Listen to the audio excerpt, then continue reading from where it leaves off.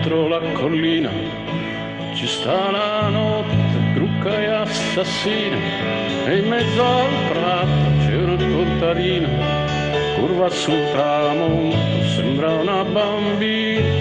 di 50 anni e di 5 figli, venuti al mondo come conigli, partiti al mondo come soldati e non ancora tornati.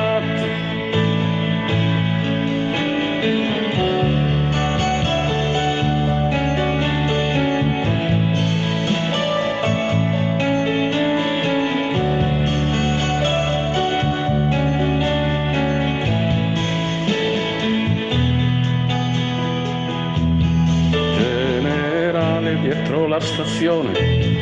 lo vedi il treno che portava al sole, non fa più fermate neanche per pisciare, si va dritti a casa senza più pensare che la guerra è bella anche se fa male, che torneremo ancora a cantare e a farci fare l'amore, l'amore dalle infermiere.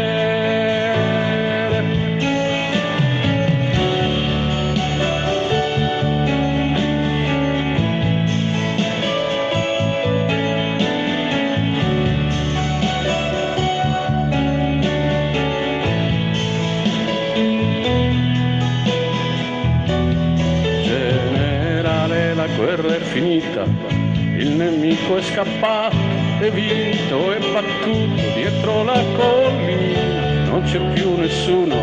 solo aghi di pino e silenzio e fumo, buoni da mangiare, buoni da seccare, da farsi il sugo quando viene Natale, quando i bambini piangono e a dormire non ci vogliono andare.